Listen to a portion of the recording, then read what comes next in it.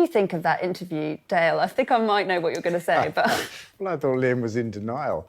It amused me to hear him say the gambling scandal was no big deal, and it didn't reflect on the Conservative Party at all, and it wasn't, it's something that you'd blown up in particular. And Brexit was a great success. I mean, I've never heard anybody say that. He avoided all the talk of the economic damage of Brexit completely, and we know it was as damaging as the pandemic itself.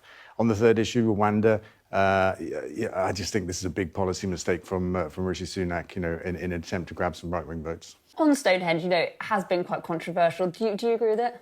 Well, it was corn flour. And when the news first came... Pictures, actually, yeah. So this is corn flour. Obviously, the fear was it was spray paint and it would harm the stones, but it's corn flour. It will wash off in the next rain. But at the same time, this government have approved a road tunnel to go underneath Stonehenge, which will lose us 500,000 artefacts, which the UN and other people have said shouldn't go ahead, which our government planning inspector said shouldn't go ahead. And this government overruled planning inspectors to dig a tunnel underneath this site. That's the real harm to Stonehenge. Dale, would you like to see Labour going closer towards the EU?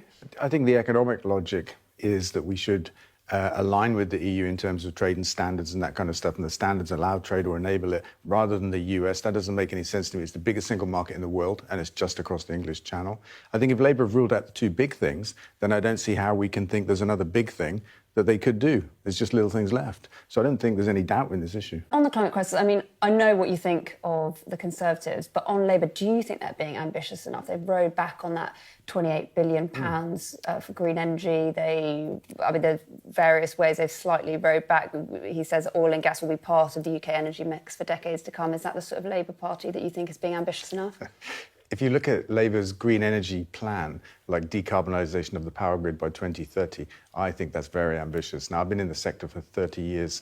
I started Ecotricity. We were the world's first green energy company. I've been building wind and solar projects and stuff like that for a very long time. 5 years to get from just over 40% green electricity on the grid to 100%. And I'm an optimistic, positive person. I think that's a challenging target, and I welcome it because it's good to have challenging targets. If we only get to 90% by 2030, I think we'll have achieved a great deal. So on that front, at least, I think Labour are very ambitious, and I wouldn't criticise that at all.